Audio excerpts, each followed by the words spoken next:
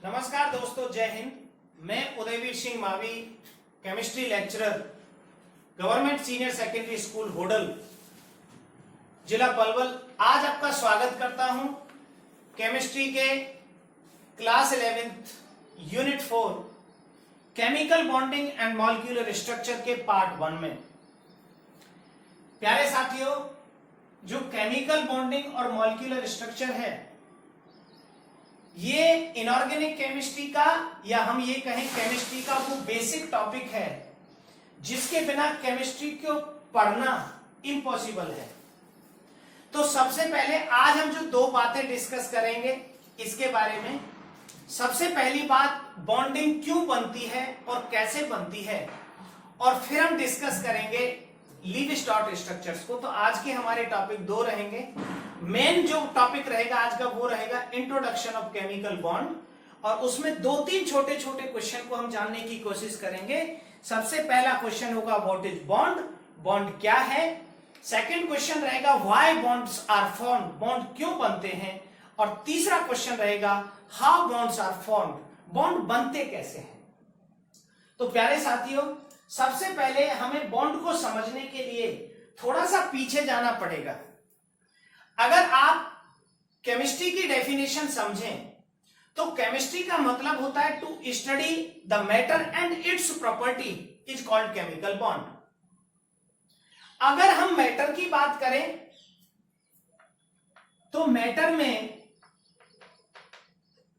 हमने पढ़े जो मैटर होता है made up of very small particles called atoms, और एटम्स आपस में कंबाइन होकर बनाते हैं मॉलिक्यूल। अब मॉलिक्यूल कई तरह के होते हैं। एग्जाम्पल के लिए एक हाइड्रोजन एटम है, और हाइड्रोजन एटम अगर दूसरे हाइड्रोजन एटम के साथ कंबाइन होगा तो ये बन जाएगा H2। और इनको हमने बोला था क्लासिफिकेशन ऑफ मैटर, अगर आप पढ़ेंगे तो उसमें हमने प्योर सबस्टेंसेस को दो हिस्सों में डिवाइड किया था। एक में था हमारा एलिमेंट और एक में था कंपाउंड। और जो एलिमेंट होते थे वो दो तरह के होते थे, जो कंपाउंड्स होते थे वो दो, मॉलिक्यूल जो होते थे वो दो तरह के होते थे, एक मॉलिक्यूल ऑफ एलिमेंट और एक मॉलिक्यूल ऑफ कंपाउंड। तो अगर हम हाइड्रोजन का एक एटम लें और दूसरे एटम के साथ कंबाइन कर दें तो हाइड्रोजन का मॉलिक्यूल बन जाएगा। अगर इसी हाइड्रोजन को हम ऑक्सीजन के साथ कंबाइन कर देते हैं तो हमें मिल जाएगा H2O, वाटर का मॉलिक्यूल। अब प्रश्न ये आता है कि ये जो एटम्स हैं, कितने सारे मॉलिक्यूल्स के आप एग्जांपल ले लें, चाहे तो आप H2 ले लें, Cl2 ले लें, H2O, HCl, CH4, HNO3, H2SO4, NaCl। ये मैंने कुछ आपको मॉलिक्यूल्स के नाम लिखे जिसमें कुछ एलिमेंट्स के हैं, कुछ कंपाउंड के हैं। अब ये जो एटम्स हैं आपस में, ये कंबाइन कैसे होते होंगे जब मॉलिक्यूल बनता है। तो अब प्रश्न ये आता है। तो प्यारे साथियों, जो केमिकल बॉन्ड होता है, सबसे पहले हम बॉन्ड की डेफिनेशन को समझेंगे कि ये केमिकल बॉन्ड क्या है। केमिकल बॉन्ड होता है ये जो एटम्स आपस में कंबाइन होते हैं तो इनके बीच का एक फोर्स ऑफ अट्रैक्शन होता है जो एटम्स को आपस में जोड़े रखता है। So the force of attraction between atoms, जो उन्हें होल्ड करे, the force which holds the atoms with one another called chemical bond. Chemical bond के बिना कोई भी एटम आपस में कभी कंबाइन नहीं होगा, और अगर आपस में एटम कंबाइन नहीं होंगे तो मॉलिक्यूल नहीं बनेंगे, और अगर मॉलिक्यूल एग्जिस्ट नहीं करेंगे तो मैटर भी एग्जिस्ट नहीं करेगा, और सेपरेट जो एटम्स होते हैं वो कभी एग्जिस्ट नहीं करते। तो केमिकल बॉन्ड एटम्स को आपस में जोड़ने वाला फोर्स ऑफ अट्रैक्शन होता है। एग्जाम्पल के लिए हाइड्रोजन का जो मॉलिक्यूल है वो दो हाइड्रोजन एटम के इस तरह कंबाइन होने से बनेगा। अगर मैं वाटर के मॉलिक्यूल की बात करूं तो वाटर का मॉलिक्यूल आपस में दो तीन इस तरह से, ये ट्राई एटॉमिक मॉलिक्यूल है, दो हाइड्रोजन और एक ऑक्सीजन एटम के आपस में इस तरह कंबाइन करने से बनेगा। तो इन एटम्स के बीच में जो फोर्स लगता है, अट्रैक्शन का जो इनको आपस में बांधता है वही होता है केमिकल बॉन्ड। अब केमिकल बॉन्डिंग को समझने के लिए हमें कुछ बेसिक पॉइंट समझने होंगे कि केमिकल बॉन्ड क्या होता है। ये तो समझ में आ गया कि केमिकल बॉन्ड एटम्स को आपस में बांधने वाला फोर्स होता है जिससे मॉलिक्यूल बनते हैं। लेकिन अब प्रश्न ये उठता है कि केमिकल बॉन्ड बनता क्यों है, क्या जरूरत पड़ती है इस केमिकल बॉन्ड को बनने की। तो इसका प्रश्न खोजने के लिए हमें सबसे पहले केमिस्ट्री के एक और कॉन्सेप्ट को समझना होगा। केमिस्ट्री का वो एक कॉन्सेप्ट ये कहता है कोई भी प्रोसेस स्टेबल होने के लिए होती है। तो स्टेबिलिटी से हम क्या समझेंगे और कैसे बॉन्डिंग से स्टेबिलिटी मिलती है। तो bonds are form for stability. एक वर्ड में अगर आपको आंसर देना हो तो बॉन्ड्स जो होते हैं वो स्टेबिलिटी के लिए बनते हैं। अब स्टेबिलिटी अचीव कैसे करेंगे, बॉन्ड के बनने के दौरान चेंजेस क्या क्या होते हैं या what are the condition necessary. तो उसमें सबसे पहली जो कंडीशन होती है वो होती है एनर्जी की, फर्स्ट कंडीशन। इस एनर्जी वाली कंडीशन को अगर आपको समझ में आ गया तो आपको बहुत सारे ऐसे कॉन्सेप्ट होंगे केमिस्ट्री के जो इजीली आप समझ पाएंगे। केमिकल बॉन्डिंग के दौरान हम ऐसे अनलिमिटेड कॉन्सेप्ट को समझेंगे जो कंप्लीट केमिस्ट्री को स्टडी करने में हमारी हेल्प करेंगे। जैसे अगर आपने बॉन्ड के बारे में समझ लिया तो आपको solubility, chemical properties, density, dipole moment, reactions सारी समझ में आ जाएगी।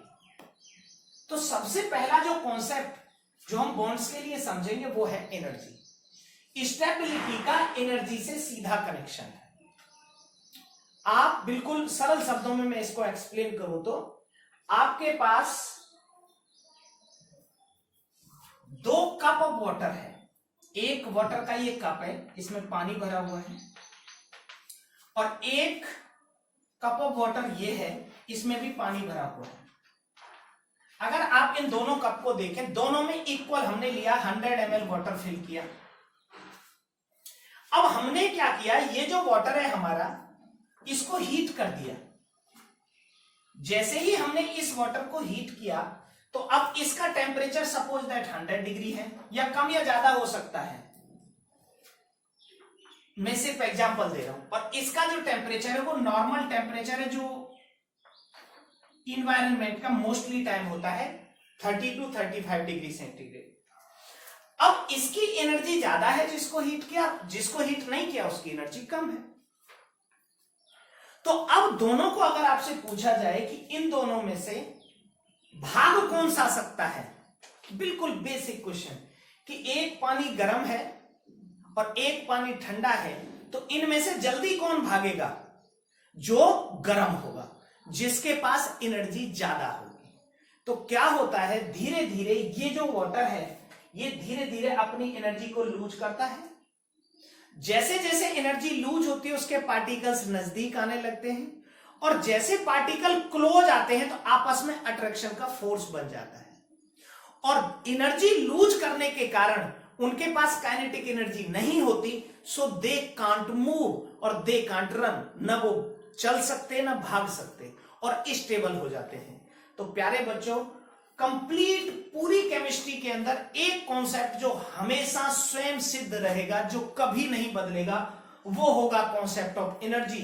अगर कोई भी प्रोसेस होगी तो उसमें जो हमारा डेल्टा एच है, इंथैल्पी चेंज, वो नेगेटिव होना चाहिए।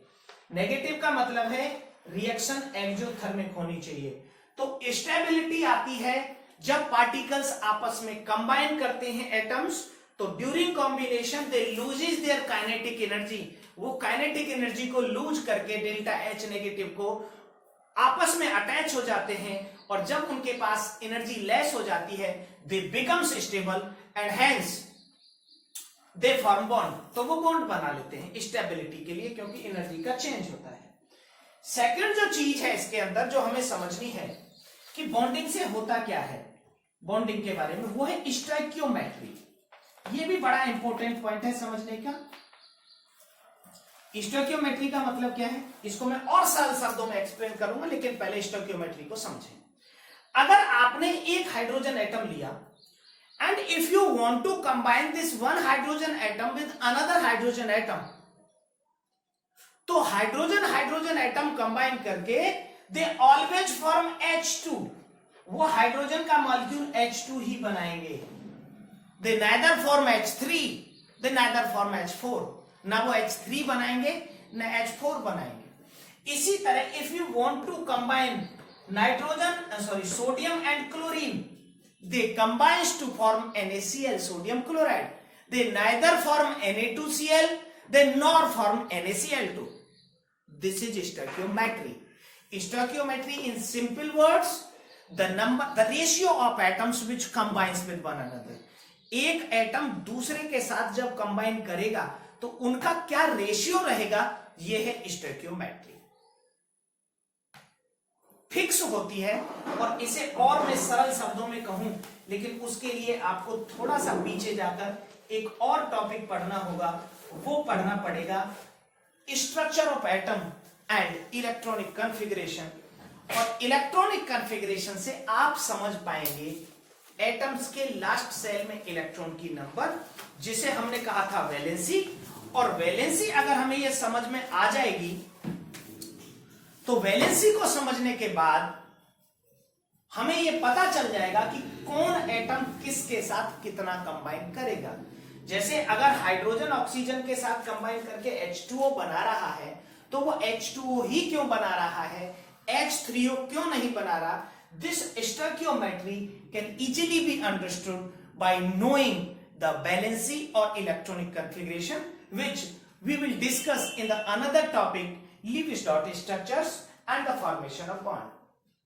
तीसरी जो इंपॉर्टेंट बात है, जो सबसे इंपॉर्टेंट है, वो है कि during the formation of bond हमको जो चीज समझनी होगी वो रहेगी geometry of the molecule formed. Dear friends, जो मॉलिक्यूल बनते हैं ड्यूरिंग द केमिकल बॉन्डिंग या after the chemical bond formation, they have the definite geometry. उनकी एक निश्चित संरचना होती है, स्ट्रक्चर होती है। फॉर एग्जाम्पल, अगर कभी if hydrogen and oxygen combines, they form angular structure, वो एंगुलर स्ट्रक्चर ही बनाएंगे। They do not form linear structure, वो सीधी स्ट्रक्चर नहीं बनाएंगे। और दूसरा पॉइंट हमारा ये आता है कि अगर हमने कभी कार्बन और ऑक्सीजन को कंबाइन करके CO2 का मॉलिक्यूल बनाया, the molecule of CO2 is always linear, not angular. इसके अलावा there are unlimited number of molecules which have the different structures and geometry, जो हमें पता चलेगा during the study of this chapter। तो प्यारे साथियों, ये कुछ ऐसी बेसिक बातें थी जिनको जाने बिना हम केमिकल बॉन्ड को नहीं पढ़ सकते, और ये हमने बेसिक इंट्रोडक्शन जाना केमिकल बॉन्ड का। अब हमारा अनदर टॉपिक आएगा कि हम जो बॉन्ड है ये बनता कैसे है, हाउ बॉन्ड इज फॉर्म्ड। सो अब डिस्कस करेंगे नेक्स्ट टॉपिक में हाउ बॉन्ड इज फॉर्म्ड। प्यारे बच्चों, अब समझते हैं ये जो एटम है ये बॉन्ड बनाएंगे कैसे। अगर हमें बहुत सारे एटम्स दे दिए जाएं तो हम ये पता कैसे लगाएंगे कि कौन सा एटम कब और कैसे बॉन्ड बनाएगा। तो सबसे पहले अगर हम समझें कि जब मैं 3 पॉइंट्स आपको डिस्कस कराए, सबसे पहला पॉइंट था एनर्जी का, कि हमें ये पता होगा कि during the formation of bond जो एटम्स होंगे when they combines they loses energy, और after losing energy they gets stability. Second point मैंने बताया था आपको स्टोइकियोमेट्री। स्टोइकियोमेट्री का मतलब होता था ratio of combination of atoms, atoms आपस में किस तरह कंबाइन करेंगे। और तीसरा पॉइंट था ज्योमेट्री। ज्योमेट्री से मतलब है कि अगर 2, 3, 4 एटम आपस में कंबाइन करेंगे तो वो एक दूसरे के साथ किस जगह अटैच होंगे जिनसे उनकी एक डेफिनेट शेप बने। तो इनको समझने के लिए हमें समझना होगा कि बॉन्ड एक्चुअल में बनता कैसे है। तो प्यारे बच्चों, बॉन्ड बनने के लिए 2 तरीके हैं। सबसे पहला तरीका है जो एटम्स होंगे, atom combines by the exchange of electron. Atoms combines by exchange of electron. अब अगर आप इस सारे फोर्स ऑफ अट्रैक्शन का रीजन जाने कि भैया इनमें जो एटम्स होते हैं इनमें फोर्स अट्रैक्शन का क्यों बनता है, तो अट्रैक्शन के फोर्स में जब आप बेसिक चीजें समझेंगे कि अट्रैक्शन का मतलब क्या होता है, अट्रैक्शन का एक बेसिक मतलब तो ये होता है कि opposite charges attract each other, तो वो चार्जेज की वजह से होगा। कहीं नेगेटिव पॉजिटिव चार्ज होंगे वो एक दूसरे को अट्रैक्ट करेंगे तो वो एक दूसरे से जुड़ जाएंगे। तो एक तो ये तरीका है।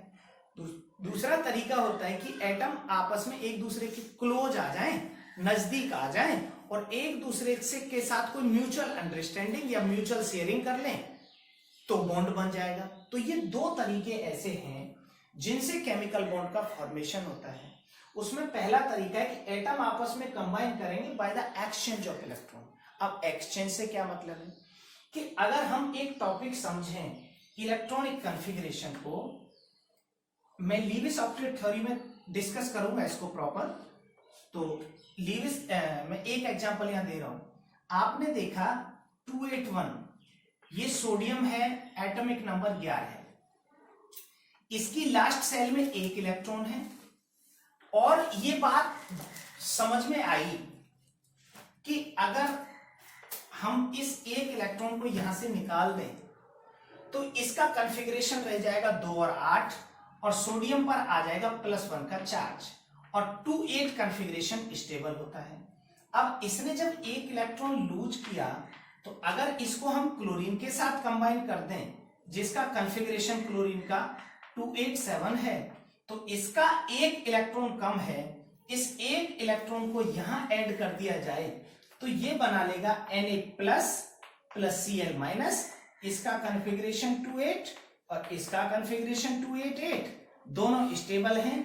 इन दोनों के बीच में क्योंकि ये चार्जेज हैं, नेगेटिव पॉजिटिव चार्जेज, तो इन दोनों के बीच में फोर्स बनेगा और इसे कहेंगे हम आयनिक बॉन्ड। तो एक होता है when atom combines by the exchange of electron, ionic bond is formed. और आयनिक बॉन्ड का दूसरा नाम होता है, मैं सेपरेट टॉपिक आयनिक बॉन्ड आपके साथ डिस्कस करूंगा, electrostatic force of attraction, electrovalent bond और कूलॉम्बिक फोर्स। ये आयनिक बॉन्ड के नाम होते हैं which we will discuss later in the section ionic bond, जब हम सेपरेट आपको पढ़ाएंगे। सेकेंड तरीका है इन एटम्स के आपस में कंबाइन करने का by the mutual sharing of electron. Mutual sharing का मतलब यह होता है कि अगर दो नॉन मेटल एटम, तो ये जो आयनिक बॉन्ड होता है ये एक तो होता है मेटल जो इलेक्ट्रॉन डोनेट करता है, ये मेटल, और एक होता है नॉन मेटल जो इलेक्ट्रॉन एक्सेप्ट करके नेगेटिव आयन बनाता है।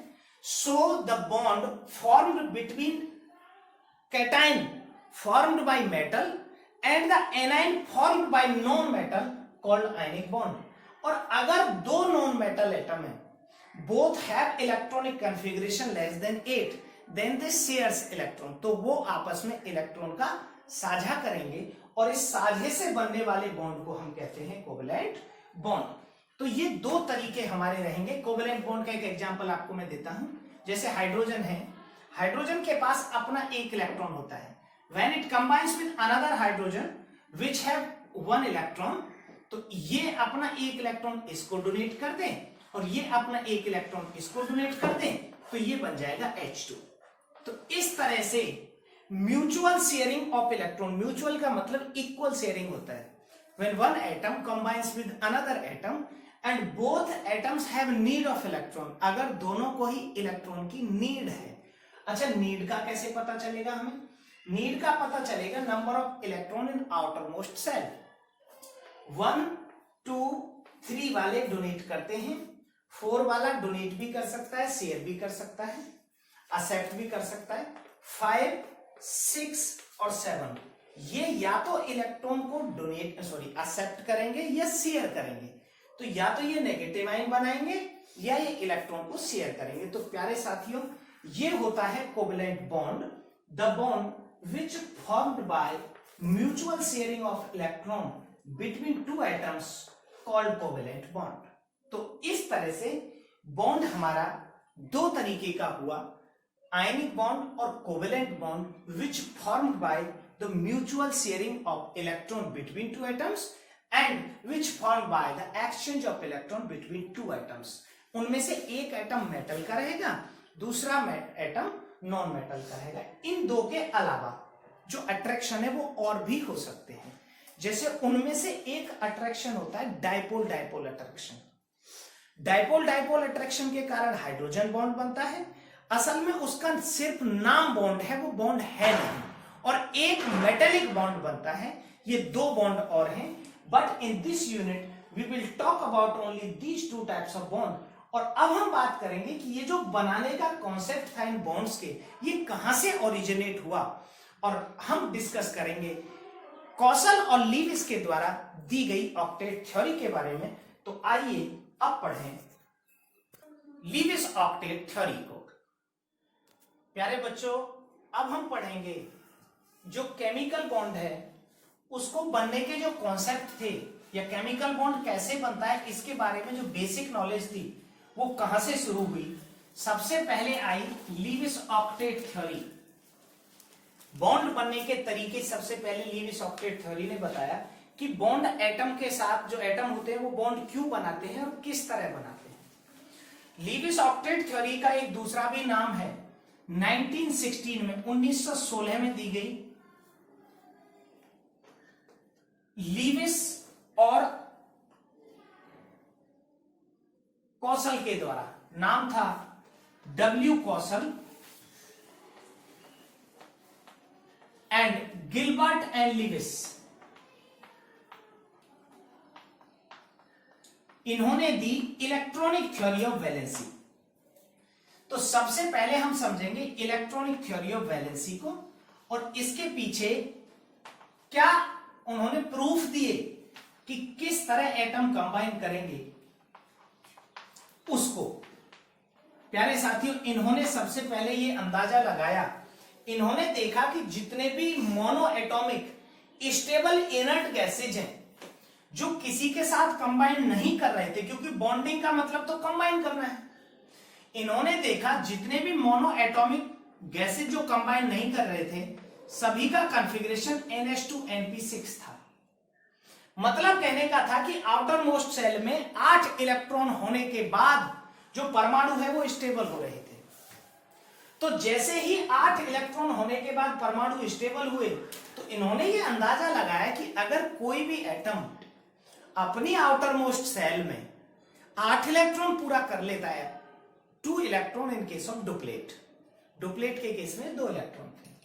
इन्होंने कहा कि अगर कोई भी परमाणु अपनी आउटर मोस्ट सेल में 8 इलेक्ट्रॉन पूरा कर लेता है तो वो स्टेबल हो जाता है, क्योंकि जैसे इसने देखा जो नियॉन होता है, नियॉन का कॉन्फ़िगरेशन रहता है 2 और 8, आउटर मोस्ट है 2s2 2p6। इसी तरह ऑर्गन मोनो एटॉमिक है, ऑर्गन का कॉन्फ़िगरेशन है 288 और आउटर मोस्ट है 3s2 3p6।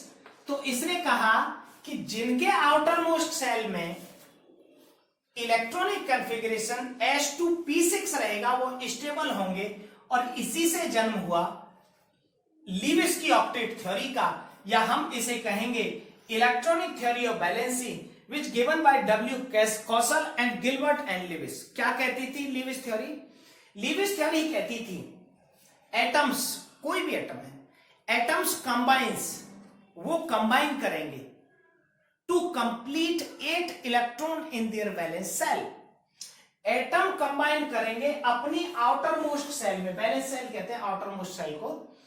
Atom combines to complete 8 electron in their valence shell by donating electron, चाहे तो वो इलेक्ट्रॉन डोनेट करके, बाय एक्सेप्टिंग इलेक्ट्रॉन, चाहे तो वो इलेक्ट्रॉन एक्सेप्ट करके, एंड बाय शेयरिंग इलेक्ट्रॉन, चाहे वो इलेक्ट्रॉन शेयरिंग करके। और इसी को बोला गया इलेक्ट्रॉनिक थ्योरी ऑफ वैलेंसी। क्या कहा? द नंबर ऑफ इलेक्ट्रॉन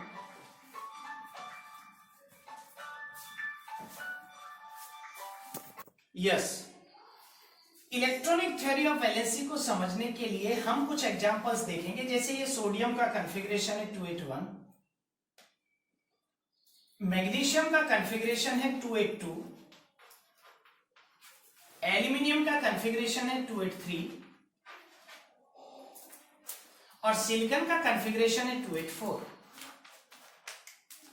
अब ये एलिमेंट अपने वैलेंस सेल से इन इलेक्ट्रॉन्स को बाहर कर देते हैं, तो इनकी आउटर मोस्ट सेल में रह जाएंगे 8 इलेक्ट्रॉन।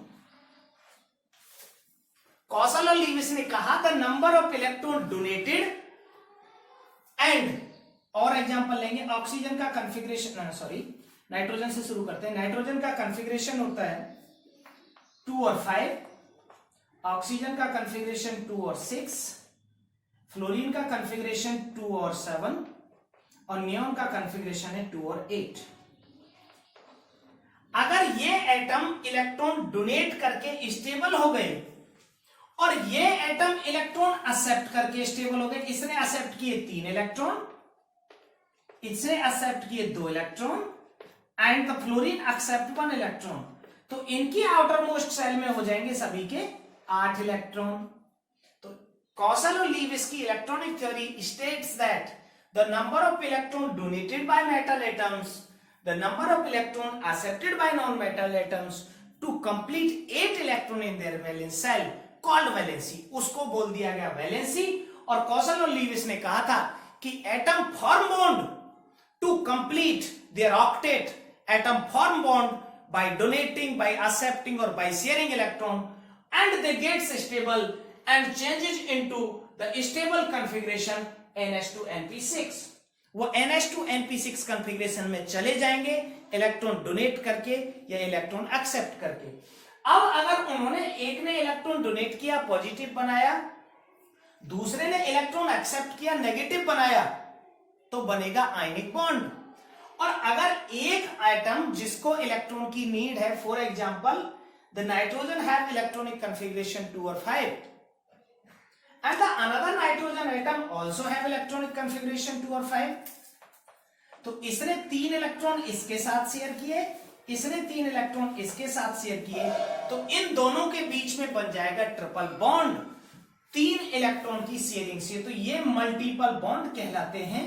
और ये थी कौशल और लीविस की ऑक्टेट थ्योरी। और अब हम देखेंगे कुछ लीविस डॉट स्ट्रक्चर्स को, जो लीविस ऑक्टेट थ्योरी थी उसको प्रूव करती हैं कुछ लीविस डॉट स्ट्रक्चर्स।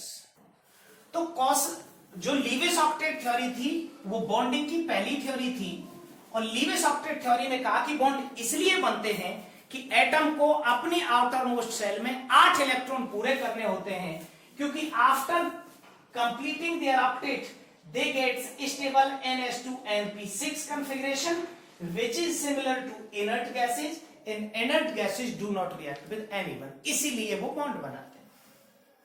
अब हम समझेंगे कुछ लीविस इलेक्ट्रॉन डॉट स्ट्रक्चर से कि बॉन्ड बनते कैसे हैं। सबसे पहला एग्जांपल हम NaCl का ही लेंगे, कुछ आयनिक बॉन्ड का बताएंगे, कुछ कोवेलेंट बॉन्ड का। NaCl, Na के पास होता है आउटर मोस्ट सेल में 1 इलेक्ट्रॉन। क्लोरीन एटम की आउटर मोस्ट सेल में होते हैं 7 इलेक्ट्रॉन्स, 1 2 3 4 5 6 और 7। अब ये दोनों एक दूसरे के क्लोज है, इसने अपना ये 1 इलेक्ट्रॉन इसे डोनेट कर दिया, तो अब NaCl की नई स्ट्रक्चर ये बनेगी। इसके पास कोई इलेक्ट्रॉन नहीं है, पॉजिटिव चार्ज है, और Cl नेगेटिव। 1 इलेक्ट्रॉन जो Na से लिया था वो इसके पास यहां है, और जो इलेक्ट्रॉन इसके अपने थे वो 7 इलेक्ट्रॉन इसके पास ऑलरेडी हैं, 1 2 3 4 5 6। तो इसके पास 8 इलेक्ट्रॉन हो गए, इस पर आ गया नेगेटिव चार्ज, तो ये बन जाएगा इसका आयनिक बॉन्ड। इसी तरह अगर हम बात करें H2O की, पहले H2 की देखते हैं। एक हाइड्रोजन का एटम है, उसके पास अपना 1 इलेक्ट्रॉन है, दूसरा हाइड्रोजन का एटम है, उसके पास अपना 1 इलेक्ट्रॉन है। क्योंकि इसके पास एक ही सेल होती है, तो इसने 1 इलेक्ट्रॉन इससे लिया और इसने 1 इलेक्ट्रॉन इससे एक्सेप्ट किया, तो इन दोनों के बीच में फोर्स बन जाएगा H2। और ये दोनों शेयरिंग के इलेक्ट्रॉन इनके बीच में रख दिए जाएंगे। ये है शेयरिंग से, ये है आयनिक बॉन्ड, ये है कोवैलेंट बॉन्ड। कुछ और एग्जांपल्स देखते हैं। जैसे अगर हमें बनाना है वाटर का मॉलिक्यूल, तो सबसे पहले हमें लेना पड़ेगा हाइड्रोजन को। हाइड्रोजन के पास कितने एटम है, इलेक्ट्रॉन है 1। फिर है ऑक्सीजन। ऑक्सीजन के पास नंबर ऑफ इलेक्ट्रॉन जो वैलेंस सेल में होते हैं वो होते हैं 6, 1 2 3 4 5 6। अब इसको 2 इलेक्ट्रॉन की जरूरत है, इसने 1 इलेक्ट्रॉन इससे लिया। अब क्योंकि इससे काम नहीं चलेगा तो एक और हाइड्रोजन, इसने 1 इलेक्ट्रॉन और इसको दे दिया। बदले में ऑक्सीजन ने 1 इलेक्ट्रॉन इसके साथ शेयर किया, 1 इलेक्ट्रॉन इसके साथ शेयर किया। तो अब इनके बीच में जो फोर्स बनेगा वो इस तरह से बनेगा, हाइड्रोजन ऑक्सीजन ऑक्सीजन, एक एक पेयर कंबाइन होगा। ये इलेक्ट्रॉन है ऑक्सीजन का और ये इलेक्ट्रॉन है हाइड्रोजन का। हाइड्रोजन का इधर डुप्लेट पूरा, हाइड्रोजन का इधर डुप्लेट पूरा, और ऑक्सीजन का ऑक्टेट 1 2 3 4 5 6 7 8। तो ऑक्सीजन का ऑक्टेट ये पूरा। तो इस तरह से इसका ऑक्टेट कंप्लीट हो जाएगा। अब इसमें हम कुछ और एग्जांपल्स देखेंगे जिसमें शेयरिंग एक से ज्यादा इलेक्ट्रॉन की हो। जैसे ऑक्सीजन, एक ऑक्सीजन 1 2 3 4 5 6। ऑक्सीजन है 6 electron in its valence shell. दूसरा ऑक्सीजन है, उसके वैलेंस सेल में है 1 2 3 4 5 6। तो इसने 2 इलेक्ट्रॉन इससे एक्सेप्ट किए, इसके 8 पूरे, और इसने 2 इलेक्ट्रॉन इससे एक्सेप्ट किए, इसके 8 इलेक्ट्रॉन पूरे। तो इन दोनों के बीच में बन जाएगा O डबल बॉन्ड O। इसी तरह हम नाइट्रोजन का देख सकते हैं। नाइट्रोजन होता है हमारा N2, इसके वैलेंस सेल में 5 इलेक्ट्रॉन होते हैं, और दूसरे नाइट्रोजन के वैलेंस सेल में भी 5 इलेक्ट्रॉन होते हैं। अब इसको 3 की नीड है, 3 इसने इसके साथ शेयर किए, और इसको भी 3 की नीड है, 3 इसने इसके साथ शेयर किए। तो इसका ऑक्टेट पूरा हुआ, 3 इलेक्ट्रॉन इसके लिए, 5 अपने, और इसका ऑक्टेट पूरा हुआ, 3 इलेक्ट्रॉन सामने वाले नाइट्रोजन से लिए और 5 अपने, और इन दोनों के बीच में बन जाएगा N ट्रिपल बॉन्ड N। इसी तरह अनलिमिटेड नंबर ऑफ मॉलिक्यूल्स बन जाते हैं जिनके बीच में नंबर ऑफ जो इलेक्ट्रॉन शेयर होते हैं वो 1 या 1 से ज्यादा होते हैं, and they known as the multiple bond if the number of shared electrons are more than 1। अगर 1 से ज्यादा इलेक्ट्रॉन उनके बीच में शेयर हुए तो प्यारे बच्चों, आप कुछ मॉलिक्यूल की इलेक्ट्रॉन डॉट स्ट्रक्चर्स बना के देखेंगे, उनसे उसकी बॉन्ड स्ट्रक्चर्स आ जाएगी। जैसे CO2 में 4 इलेक्ट्रॉन होते हैं कार्बन के पास, 6 ऑक्सीजन के पास। तो ये 2 इसके साथ शेयर करेगा, 2 इसके साथ शेयर करेगा, बदले में 2 इलेक्ट्रॉन इससे लेगा और 2 इलेक्ट्रॉन इससे लेगा। तो इसका ऑक्टेट यहां पूरा हो जाएगा और इनके डुप्लेट्स ऐसे पूरे हो जाएंगे। तो CO2 की इलेक्ट्रॉन डॉट स्ट्रक्चर्स बनाएंगे आप। CH4 मीथेन की इलेक्ट्रॉन डॉट स्ट्रक्चर बनाएंगे। CH3OH मिथेनॉल की, और HCl की बनाएंगे। HCl की मैं बना के बता देता हूं, H पर 1 और Cl पर 7। अब इस Cl ने, जिसके पास 7 इलेक्ट्रॉन थे, 1 इलेक्ट्रॉन लिया हाइड्रोजन से और बदले में 1 इलेक्ट्रॉन दिया हाइड्रोजन को। तो हाइड्रोजन का डुप्लेट पूरा और क्लोरीन का ऑक्टेट पूरा, और ये बन जाएगा HCl का मॉलिक्यूल। तो dear friends, this is the formation of bond according to Lewis octet theory, और ये है कुछ हमारे लीविस सिंबल्स और लीविस डॉट स्ट्रक्चर्स। और अब हम बात करेंगे limitations of Lewis octet theory. बच्चों, अभी तक आपने पढ़ा था लीविस ऑक्टेट थ्योरी किस तरह से एक्सप्लेन कर रही थी बॉन्ड के बनने को। लीविस थ्योरी ने बताया था, जो बेस था, कि NH2NP6 कॉन्फ़िगरेशन वाले जो मॉलिक्यूल्स होते हैं वो स्टेबल होते हैं। NH2NP6 वाले जो मॉलिक्यूल्स हैं वो स्टेबल होते हैं, और जो एटम होते हैं वो इलेक्ट्रॉन देकर लेकर या शेयर करके, बाय डोनेटिंग, बाय एक्सेप्टिंग और by sharing electron, they moves to NH2 Lp6 configuration and gets stable. और इसने बताया कि बॉन्डिंग होती ही इसलिए है क्योंकि उनको 8 इलेक्ट्रॉन करने होंगे स्टेबिलिटी के लिए। इसके बावजूद उसकी कुछ कमियां रह गई, जिससे Lewis theory was the first theory of chemical bonding, लेकिन उसकी जो कमियां रह गई उनको समझना बड़ा जरूरी है, तभी आगे नेक्स्ट थ्योरी जाएंगे। और इसके सबसे पहली कमी थी इनकम्प्लीट ऑक्टेट। कुछ ऐसे भी मॉलिक्यूल पाए जा रहे थे जिनमें 8 इलेक्ट्रॉन पूरे नहीं थे और फिर भी वो एग्जिस्ट कर रहे थे। अगर हम लीविस की ऑक्टेट थ्योरी की माने तो 8 से कम इलेक्ट्रॉन वालों को बॉन्डिंग करनी ही नहीं चाहिए, बॉन्ड बनना ही नहीं चाहिए। अगर बन गया तो वो स्टेबल नहीं होना चाहिए। But there are many molecules which exist with less than 8 electron in their valence shell and they are stable. For example, beryllium हमारा सेकेंड ग्रुप का एलिमेंट है जिसके आउटर मोस्ट सेल में होते हैं 2 इलेक्ट्रॉन। अगर बेरिलियम हाइड्रोजन के साथ कंबाइन करे तो हाइड्रोजन का तो डुप्लेट पूरा हो जाएगा, लेकिन बेरिलियम के आउटर मोस्ट सेल में रहेंगे 4 इलेक्ट्रॉन जो ऑक्टेट नहीं है, बट BeH2 एग्जिस्ट। इसी तरह BeCl2,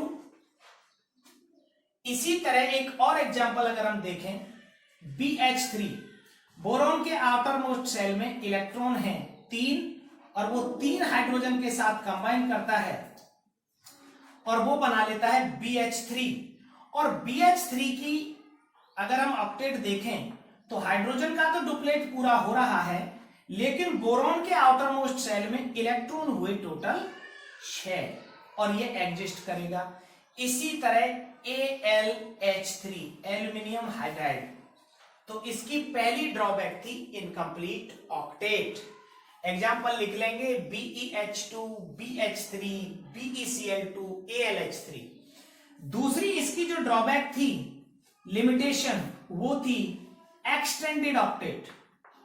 इसने कहा था कि atom form bond to complete 8 electron their in valence shell, लेकिन there are many molecules which formed and have more than 8 electron in the valence shell of central atom.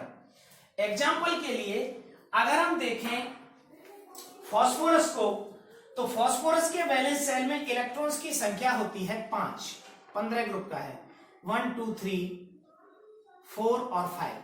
अगर हम phosphorus की क्लोरीन के साथ कॉम्बिनेशन कराएं तो chlorine का octet पूरा हो जाएगा।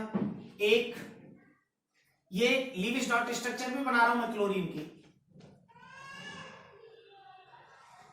2 क्लोरीन,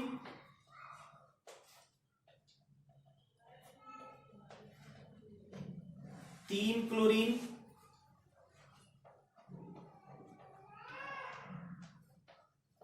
4 क्लोरीन और 5 क्लोरीन।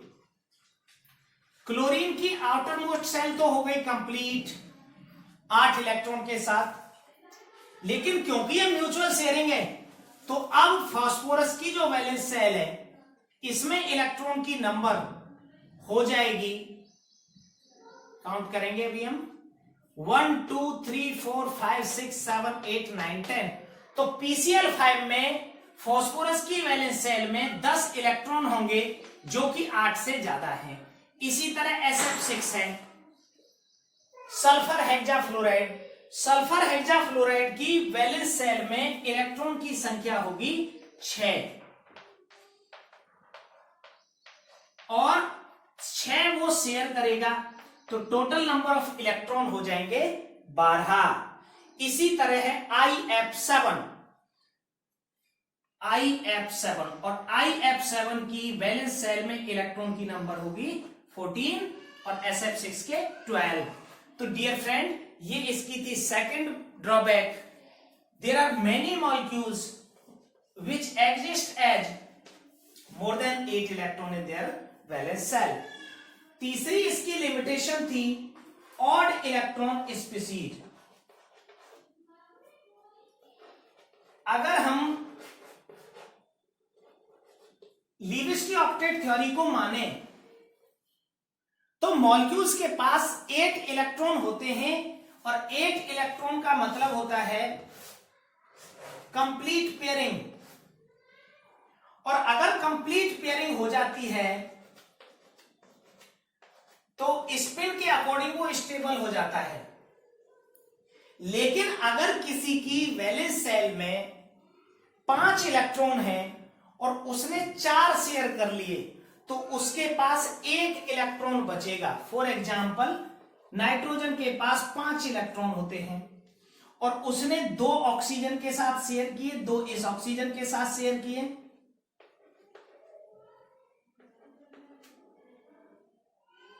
यहां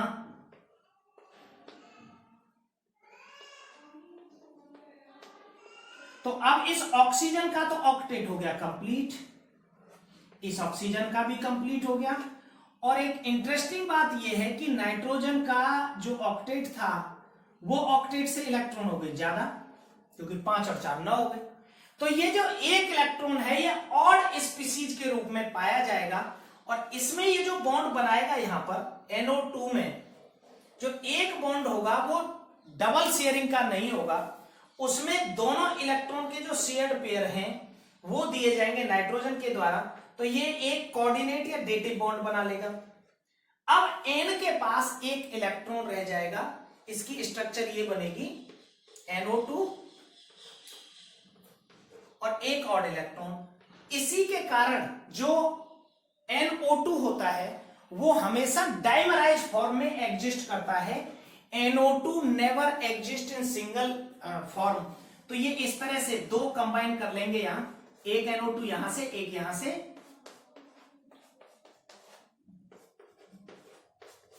तो ये इसकी एक कमी और थी, ऑड इलेक्ट्रॉन स्पीसीज भी कुछ एग्जिस्ट कर रही थी अगर इसके ऑक्टेट रूल को वो फॉलो करें। और प्यारे बच्चों, इसकी चौथी और अंतिम ड्रॉबैक थी Lewis octet theory fails to explain the geometry of molecule. और ज्योमेट्री ऑफ मॉलिक्यूल अगर डिस्कस नहीं हुई तो हमारे जो बॉन्डिंग के 3 प्रिंसिपल थे वो अधूरे रह जाते हैं। तो ये आज हमने आप लोगों के साथ डिस्कस किया, बॉन्ड क्या है, क्यों बनते हैं, कैसे बनते हैं, कितने टाइप के होते हैं, बैलेंसी क्या है, electronic theory of valency, Lewis octet theory, Lewis symbols और the limitations of Lewis theory के बारे में। और प्यारे बच्चों, नेक्स्ट पार्ट में हम डिस्कस करेंगे जो दोनों टाइप हैं बॉन्ड्स के, उनको सेपरेट स्टडी करेंगे। Then we will talk about the VSC-PR theory, valence shell electron pair repulsion theory, molecular orbital theory, hybridization, LCAO and balance bond theory. So thank you and have a good day.